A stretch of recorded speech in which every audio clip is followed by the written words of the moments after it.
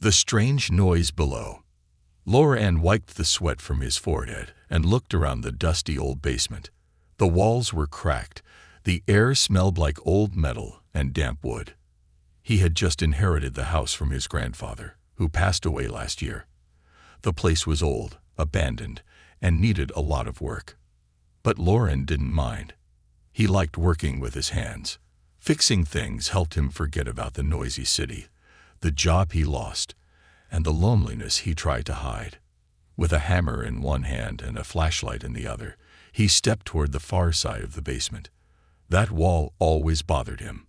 Unlike the others, it looked new, as if someone built it later. The bricks didn't match. The color was different. Strange, he whispered to himself. He knocked on the wall. Thud thud. It sounded hollow. Curious, he picked up his hammer and began breaking the bricks. Thump. Crack. A few bricks fell. Dust filled the air. Then suddenly, he heard it. Thum, thum, thum.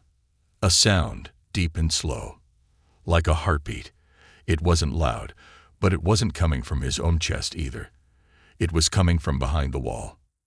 Lauren froze. He held his breath. Again.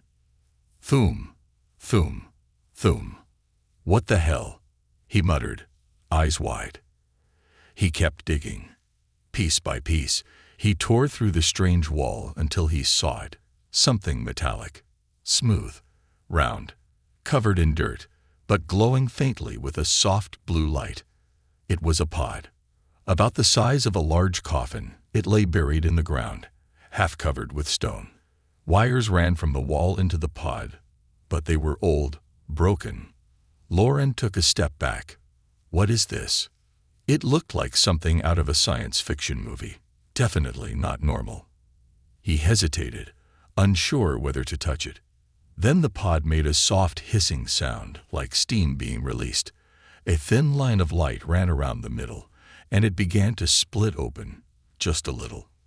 Lauren jumped back. Nope, I'm not dealing with this alone. He ran upstairs, grabbed his phone, and called his best friend, Mick. Dude, come over. Now. I found something. Weird in the basement. Like really weird.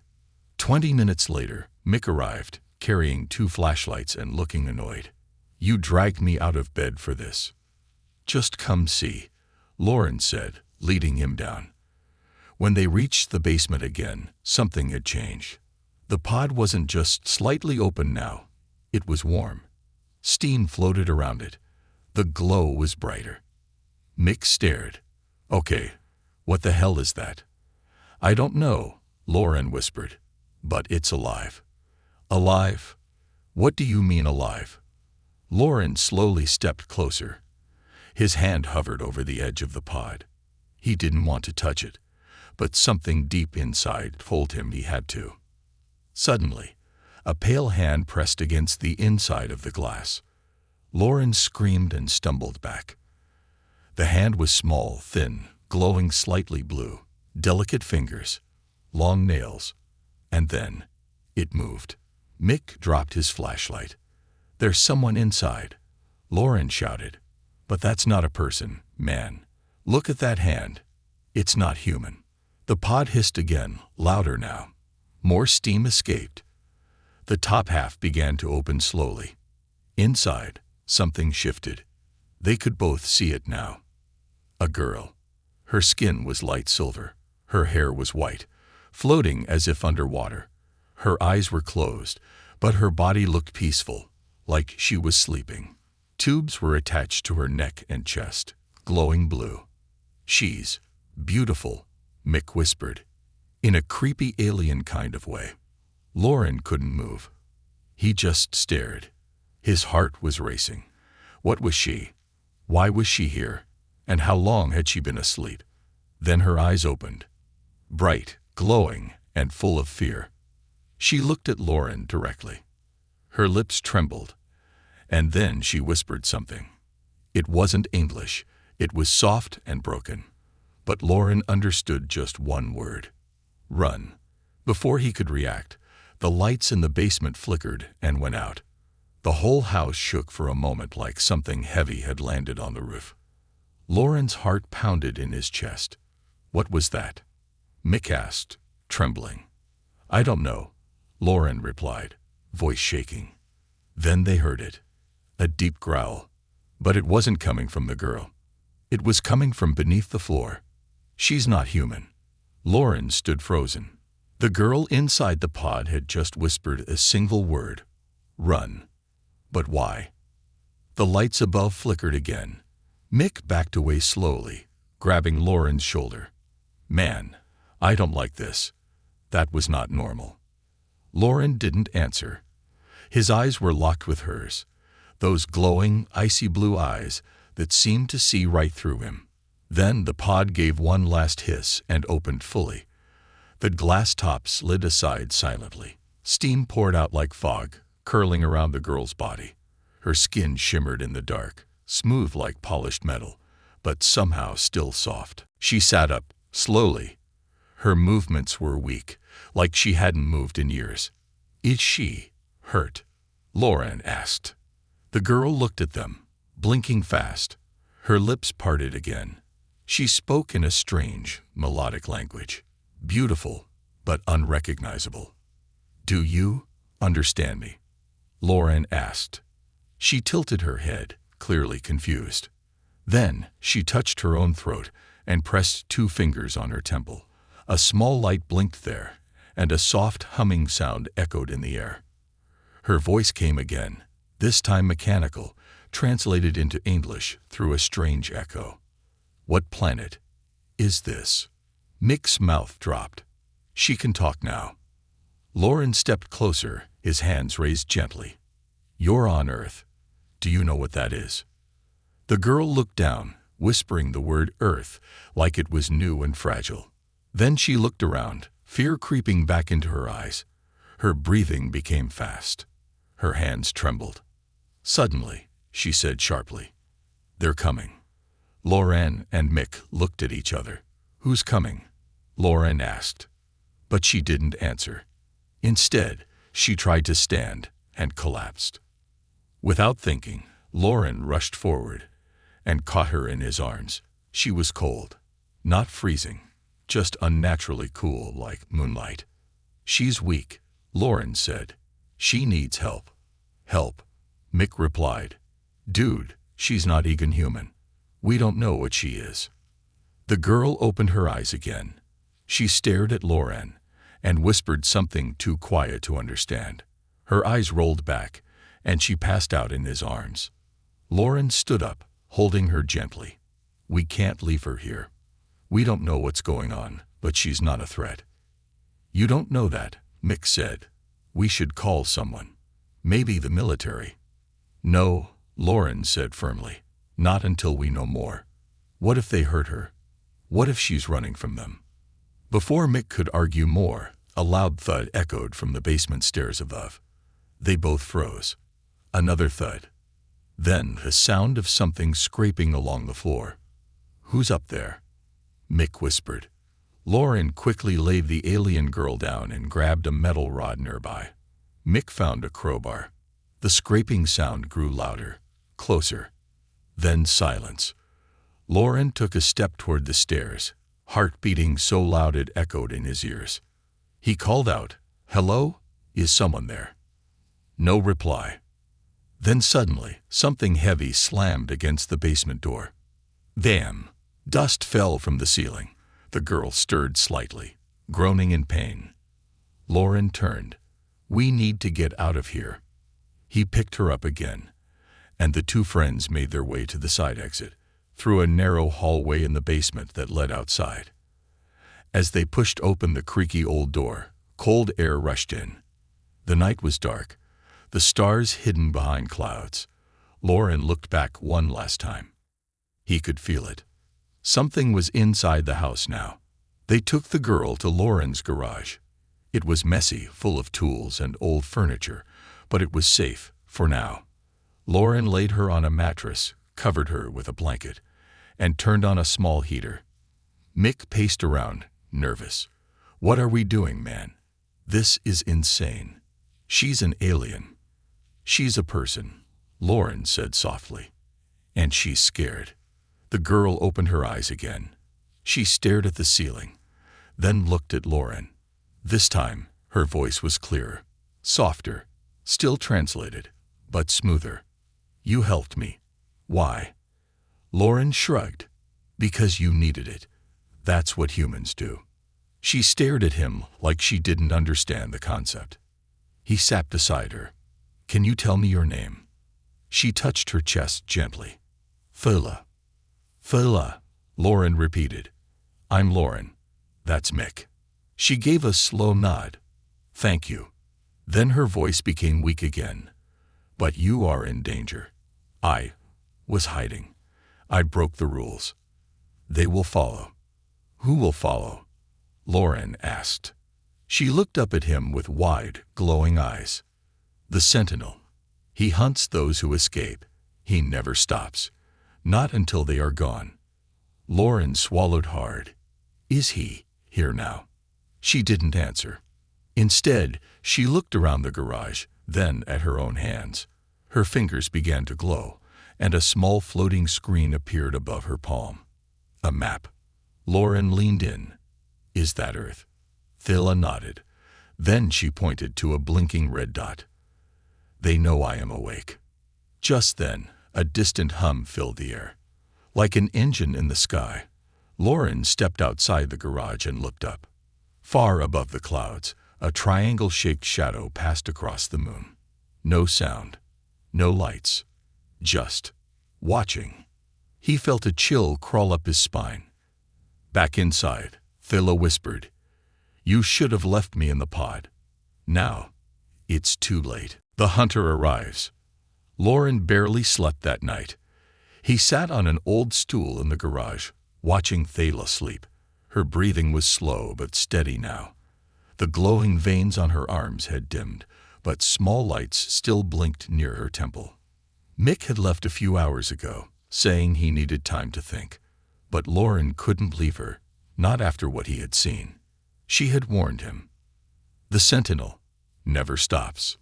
Lauren didn't know what that meant, but he felt it. In his gut, something was coming. And it wasn't human. Just before dawn, Phila's eyes opened. You didn't sleep, she said, her voice still echoing through that small translating device near her throat. Lauren shrugged. Didn't feel like dreaming while wide-awake nightmares are hunting you. Phila sat up slowly. Her movements were more confident now. She looked stronger, like her energy was coming back. I remember more now, she said, touching her chest. The pod was meant to hide me for only 1 year. But I slept. Longer. How long? Lauren asked. Phila looked at him with sad eyes. 513 Earth years. Lauren's breath caught. You've been under my house for 5 centuries. She nodded. Your people built over the crash site. Your grandfather, he found me. He repaired the pod. He saved my life once. Now you have saved it again. My grandfather, Lauren asked. You knew him? Yes, she whispered. His name was Elder Lorian Kess in our records. He didn't call himself that, but he was kind. He warned me to stay hidden. He said your world was not ready. Lauren sat back, confused.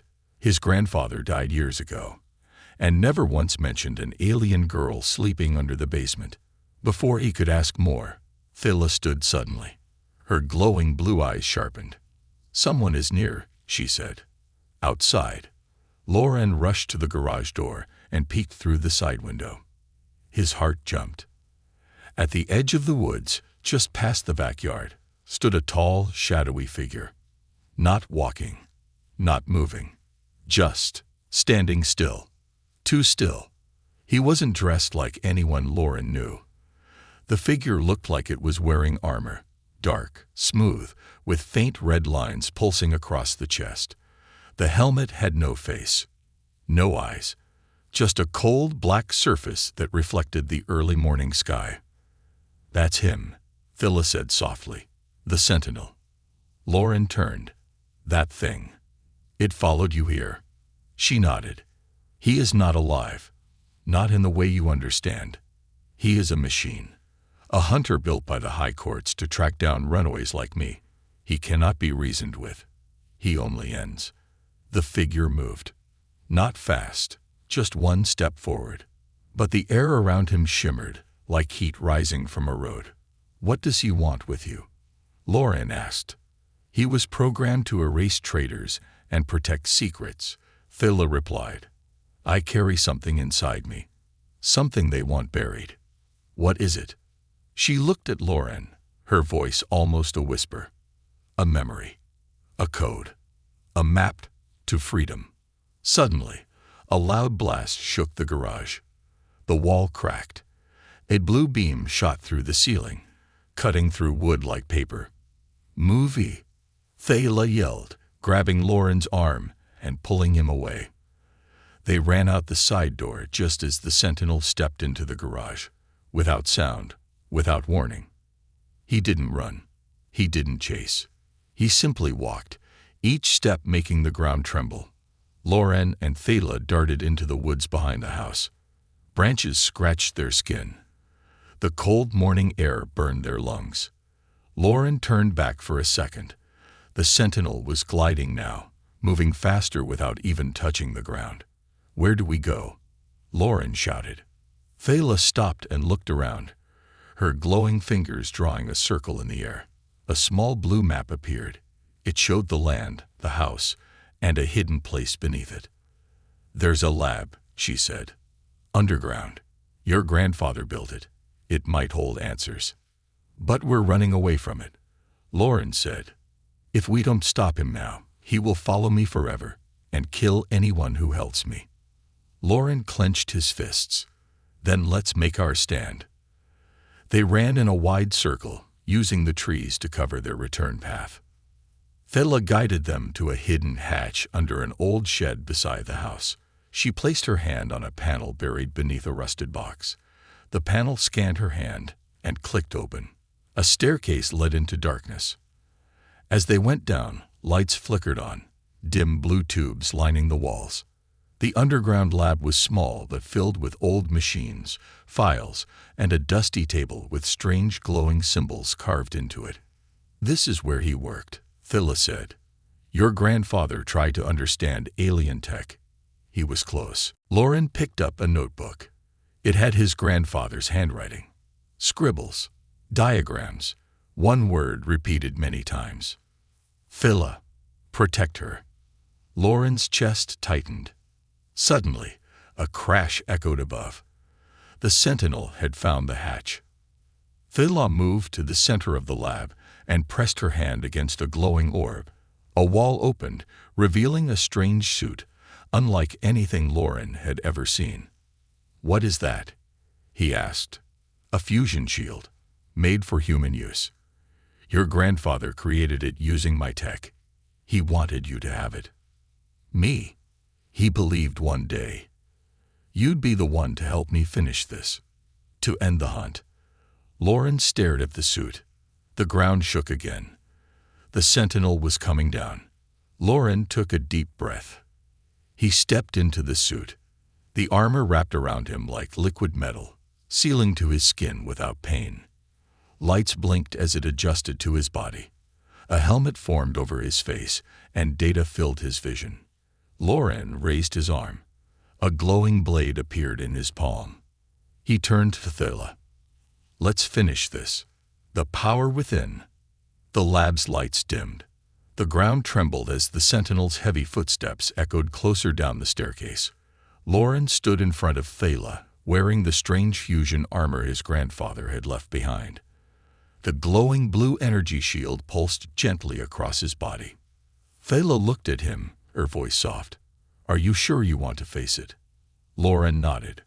I'm tired of running. If it wants you, it'll have to go through me. For a moment, the alien girl just stared, like she was seeing him for the first time. Not as just a man, but something more. Then I will stand with you, she said. The sentinel appeared in the lab doorway. It was tall, nearly touching the ceiling, and now its armor had changed. Dark metal slid over its arms, forming jagged blades. Its chest glowed red now, not blue. It was locked onto Thela. Focused. Cold. Unstoppable. Target. Breach class stowaway. The Sentinel's voice boomed. Terminate witness. Secure genetic core. Lauren stepped forward. She's not going anywhere. The Sentinel raised an arm and fired.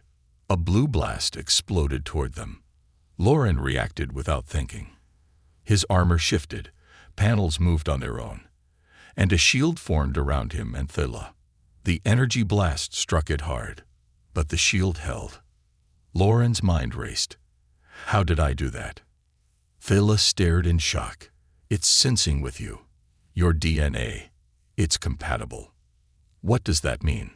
It means your grandfather didn't just study alien tech, she said. He was part alien. The Sentinel attacked again, this time leaping across the room. Its blade crashed against Lauren's arm shield, sending sparks flying.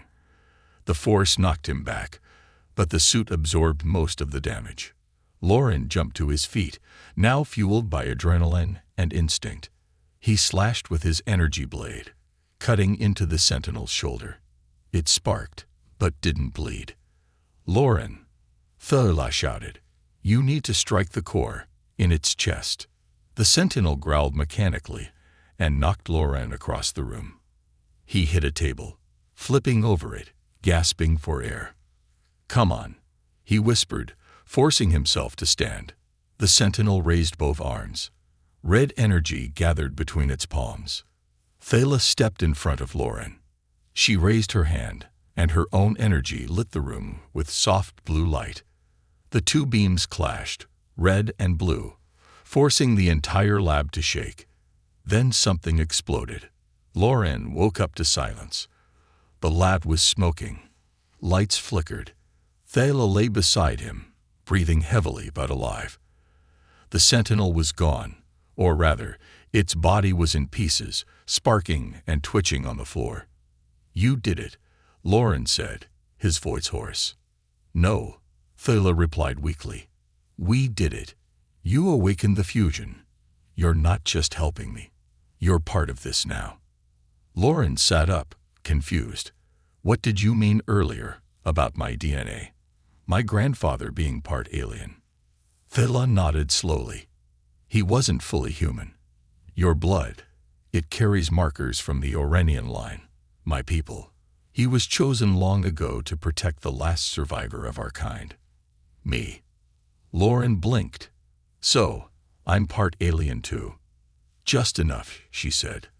Enough for the armor to trust you. Enough for the code inside me to respond to you. Code? Lauren asked. What code? Thela hesitated, then placed her hand over her chest. A soft blue light pulsed under her skin. I wasn't just hiding in that pod. I was carrying something. A secret. A piece of the Orenian knowledge. A map to something powerful. The seed of renewal. Lauren listened, stunned. It's a living data crystal, she continued. It holds the entire memory and power of my people. With it, we could restart our race, or destroy entire worlds. Lauren leaned closer. And now they want it back. Thela nodded. Yes, but not to save lives. To control them. Suddenly, a panel on the wall behind them lit up. A recorded message played. A voice Lauren recognized immediately. His grandfather. If you're hearing this, Lauren, then everything I feared has begun. The girl you found, Thela, is more important than you know. Protect her, because inside her is the only chance at peace the universe may ever get again. Lauren's chest tightened. I learned too late that the Earth isn't just being washed. It's part of a much bigger game. And soon, they'll come. The message ended. Thela looked at him, serious now. Your grandfather knew everything. He prepared for war. But I'm not a soldier, Lauren said. No, she replied. You're something more dangerous. You're a human with a choice. And that scares them more than war. They sat quietly for a while. Outside, the wind had picked up. The clouds above the woods turned gray. Something was changing. Are there more like the Sentinel? Lauren asked. Yes, she replied. But not all of them are machines. Some are worse. And now that the signal has gone out, more will come. So what do we do? He asked. She stood up, strength returning to her limbs. Her silver skin shimmered again under the lights. We prepare. There's a place we must go. A gate, hidden under the sea. It's the only way to reach the Orenian memory safely. But it's not on Earth's maps. Lauren gave a tired smile. Figures. Thala turned to him, her voice suddenly softer. But I won't make it alone. I need you with me.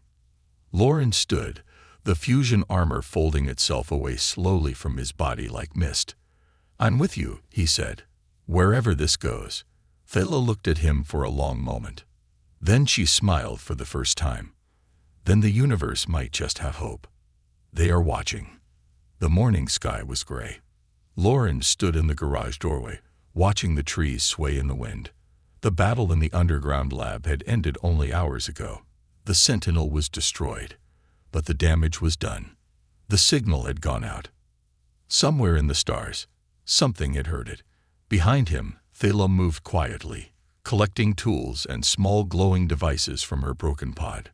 She looked more alert now, more focused. But her eyes, they carried a quiet storm. Lauren turned to her. You said more of them are coming. When? Thala paused. Soon. The Sentinel was only a scout. He wasn't here to destroy Earth. He was here to check if I was still asleep. Now that I'm awake, Earth is no longer hidden. Lauren crossed his arms. So the whole planet is in danger. She nodded. Yes, but not in the way you think. They won't send warships. Not yet. What then? She looked up at him. They'll use your own people first. Later that day, Lauren and Thala stayed hidden in the woods behind his house. Mick had returned, bringing food, water, and his old laptop. He still didn't fully believe everything, but after seeing the Sentinel's broken pieces, he didn't argue anymore. Look at this, Mick said, scrolling through the news. Local reports of a meteor shower, but no images, no sound, just rumors. And it happened right over our town. Last night, Thala looked at the screen. Her voice was quiet. Not meteors. Observation drones. Sent by who?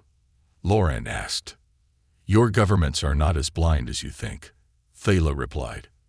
They've known about life beyond Earth for years, but they don't control it. They obey it.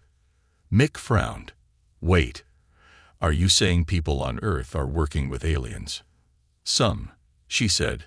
Secret organizations, shadow alliances.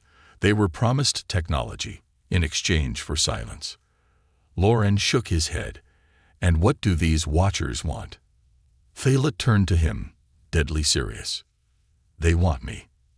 That evening, the sound of a helicopter echoed overhead. Low, slow, black. Lauren's heart skipped a beat. The woods were silent. Even the birds had gone quiet. Mick peeked through the branches. That's not news. That's military. Thala nodded.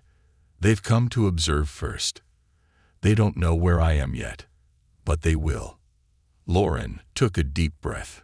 Then let's move before they find us. Thala raised a hand. Not yet. I need to finish something. She pulled a silver cube from the pod remains. She sat cross-legged on the ground and held it close. The cube began to glow softly, and small lights floated above it, forming a pattern. What's that? Lauren asked. A key, she said, to unlock the sea gate. We can't reach the Orenian memory without it. The light shifted, forming what looked like a map, but nothing Lauren recognized. No continents, no landmarks. It's underwater, Thala said, deep under the ocean. The entrance is in a trench no human has ever reached. It can only be opened by a bondmate of Orenian blood. Lauren raised an eyebrow. You mean me? She looked up at him. Yes, you are the last link. Without you, the memory stays lost forever. As night fell, Lauren and Thala packed their things. Mick stayed behind, agreeing to mislead anyone who came asking. If they catch me, Mick said with a grin, I'll say I was camping, not helping two fugitives escape from space robots. Lauren laughed. You're a good friend. But Thala wasn't smiling. As they left, she whispered, he will be watched now. Maybe even used. I know, Lauren said, but he chose this. They drove through the night in a stolen car Mick had arranged. An old black SUV with no GPS, no camera, no traceable tech. Lauren took the wheel. Thala sat beside him, watching the stars from the window. For hours, they didn't speak. But then, Lauren finally asked what had been on his mind. Why were you really sent here? Thala turned slowly. Her voice was soft. I was never supposed to reach Earth. I disobeyed the high courts. I stole the seed of renewal and ran. My ship was damaged in the escape. Earth was the only planet nearby. And what does the seed actually do? It can create life, she said. It can restore my people. But in the wrong hands, it can also rewrite DNA. It can control any living species. Lauren's grip on the steering wheel tightened. So if the wrong people on Earth get it, they could become gods, Thala whispered. By sunrise, they reached the coast. The ocean stretched out in all directions, cold, gray, endless. A storm was rising far out at sea, lightning dancing in the clouds. Lauren parked the car behind an old boathouse. They stepped out, wind hitting their faces. There, Thala pointed to a rocky cliff. Beneath that point is an ancient entry marker. If we activate it, the sea gate will rise. They climbed carefully, waves crashing below. Lauren looked down, hundreds of feet to jagged rocks. Are you sure about this? He asked. Thala nodded. Yes. But once we activate it, others will see it too. They reached the edge. Thala held up the glowing cube. She pressed it against a large stone with strange carvings. The carvings lit up, bright blue, and a deep, rumbling sound came from the ocean below. The sea moved. From the water, a dark shape began to rise, tall, ancient, glowing faintly. A tower made of black stone and blue light. Lauren stepped back, eyes wide. That's not man-made. No, Thala said. It's Orenian, and it hasn't seen the surface in 10,000 years. They watched in awe as the sea parted around the tower, forming a ring of calm water. Suddenly, VZZZ. Lauren's pocket buzzed. He pulled out Mick's old phone. One message. They're coming. I saw black vans. They took your files. Your name's on a list now. Run, Mick. Lauren's hand shook. They found us, he whispered. Thala's face was calm. Then we go down now, into the gate, before it's too late. Lauren looked at the rising sea tower, and then at the sky, where a small black triangle ship hovered, watching. Escape in truth. The sea tower loomed above the crashing waves. Dark, ancient stone rose from the water like the spine of a sleeping giant. Blue lights ran through it like veins, pulsing slowly. A strange hum filled the air, deep and low, like it had been waiting for centuries to be heard again. Lauren and Thala stood on the cliff, staring down. We're really going down there? Lauren asked. Thala nodded. Yes. That tower is the gate. At the bottom is a chamber where the seed must be placed. Only then can we access the full Orenian memory and unlock the truth. Lauren looked up. Overhead, the black triangle ship was still there, watching, not attacking, not landing, just watching. They know we're here, he said. They've always known, Thala replied. They were just waiting for me to lead them to the gate. They climbed down the cliff using a narrow path carved into the rocks. Wind whipped around them. Seawater sprayed into the air like mist. When they reached the edge, A small platform extended from the side of the sea tower. A glowing circle formed in the center. "Step on it," Phila said. Loran did. The circle lit up, and then slowly began to sink. They were going underwater. A transparent dome surrounded them as they descended beneath the surface. Strange sea creatures darted past, glowing softly. Loran held his breath as the deep world opened around them. Silent, endless, full of secrets. Finally, they reached the inner chamber. The dome opened into a wide, round room carved from dark stone. It was dry, lit by blue orbs floating above ancient carvings. In the center was a pedestal. On it, a slot shaped exactly like the silver cube Thala carried. "This is it," she whispered, "the heart of the memory." She stepped forward and gently placed the cube into the slot. The entire chamber began to hum. The carvings on the walls glowed brighter. A soft voice filled the air, not in English, not in Orenian, but in something older.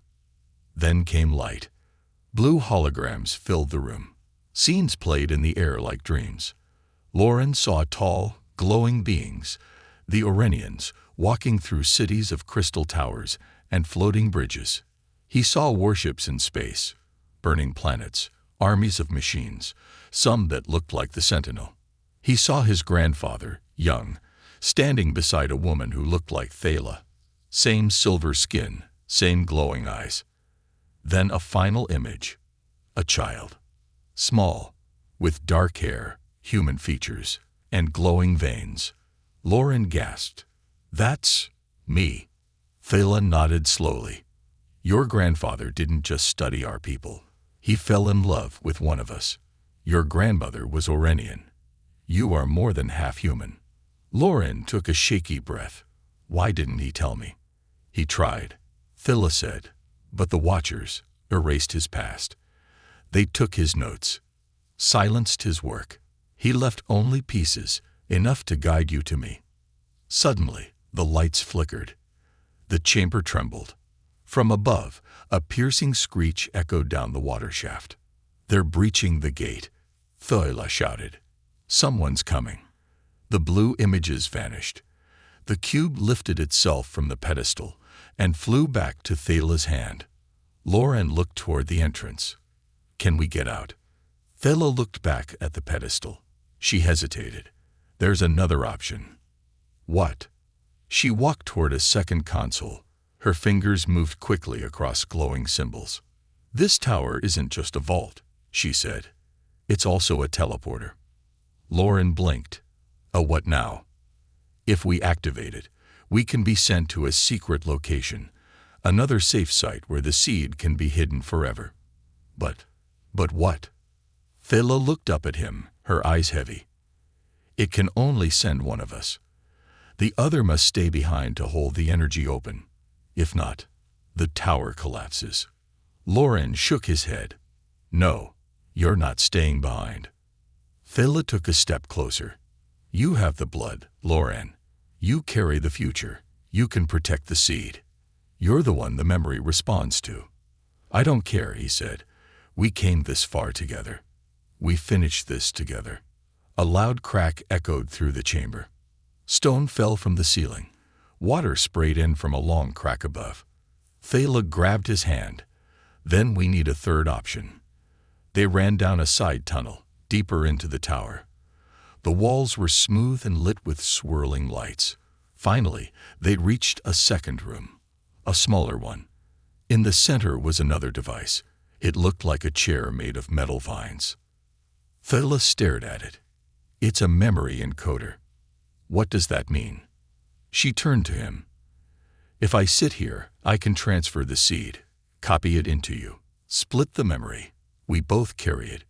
Even if one of us falls, the other survives." Loran nodded. "Do it." She sat down. The metal closed around her like arms. Her eyes glowed bright white. The cube floated between them, humming louder. A thin beam of light connected her chest to his. Loran felt something rush into his body. Not pain, not fear. Knowledge. Images. Feelings. Ancient languages. names of stars, formulas, songs, tears, death, rebirth, worlds that never existed on any map. Then, silence. Thela slumped forward. The machine released her. She was breathing, but barely. Lauren ran to her. "Thela, are you okay?" She smiled weakly. "It's done.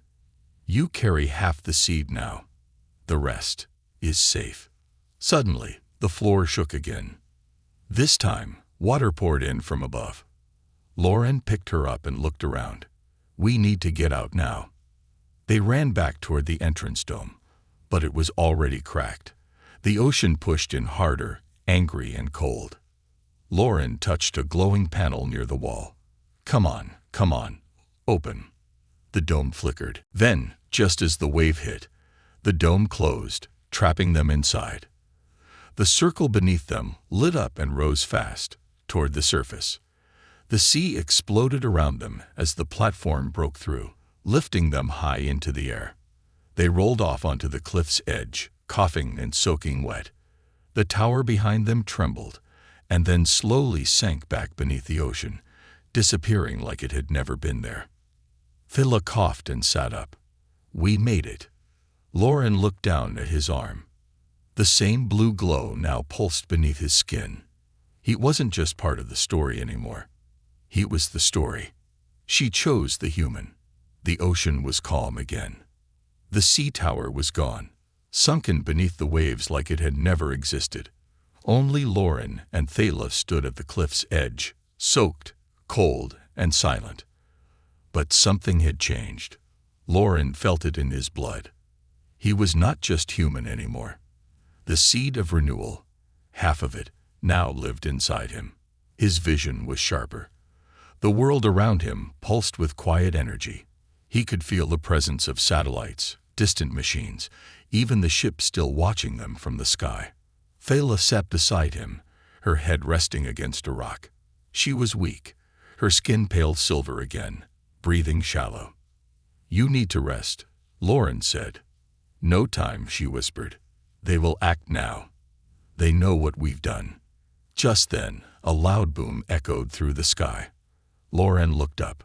3 more triangle-shaped ships had joined the first, dark, silent, and massive. They hovered like shadows, casting black lines over the sea. Suddenly, every phone in the nearby town lit up at once. A signal was being broadcast. Lauren's old phone, left behind in the stolen SUV, picked up the transmission. It was a voice, calm, powerful, and cold. "Citizens of Earth, your planet shelters a fugitive from the Orenian Empire. She carries a weapon not meant for your kind. Turn her over, or face correction. This is not a war. This is a cleansing." Thela's eyes opened. "The Emperor has spoken." Lauren's heart pounded. "I thought the Orenian Empire was gone." She shook her head. "Not gone. Hidden. Broken into factions. And he, the Emperor, he controls what's left. Machines, soldiers, secrets, all twisted.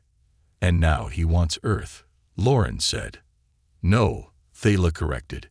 "He wants you. You carry the other half of the seed now. You are the only one who can unlock it." Lauren clenched his fists. "So what do we do? Run again?" "No," she whispered. "We stand." The two of them traveled inland that night, finding shelter in an old radio observatory, long abandoned and far from the city.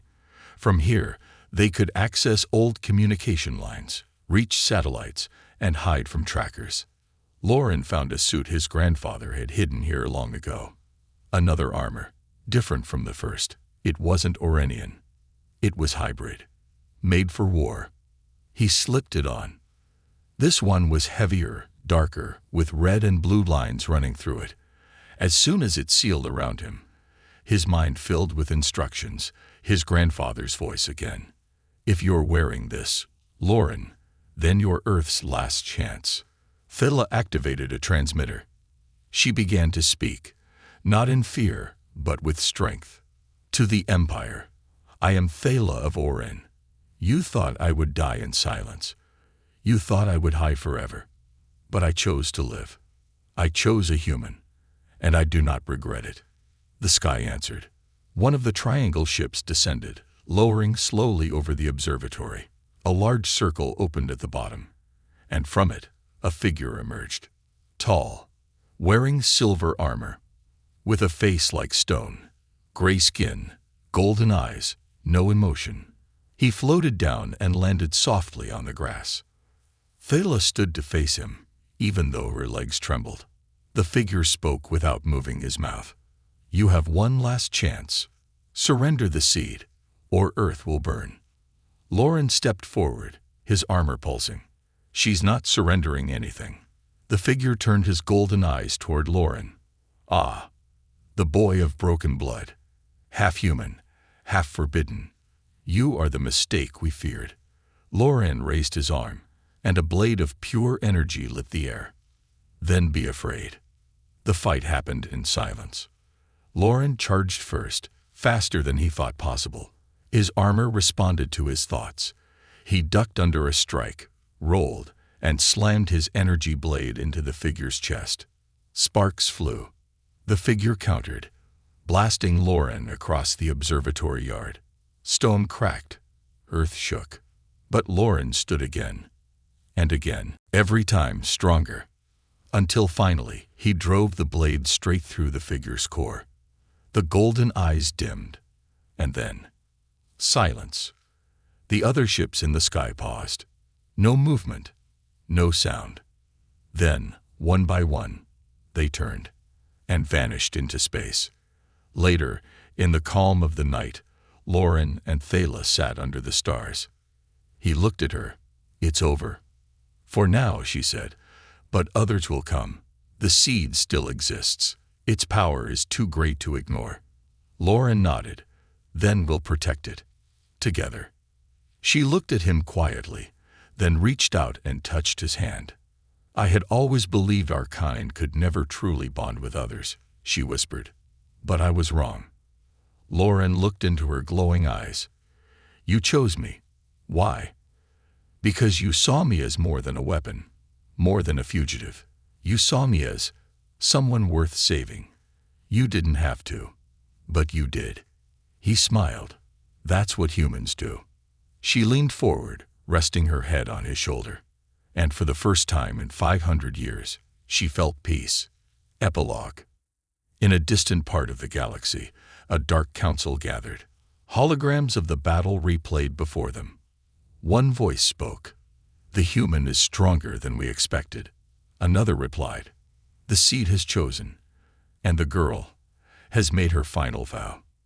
Then silence again, until a third voice said, "Let them believe they are safe. For now." Back on Earth, in the morning light, Lauren and Thala walked together through the quiet forest.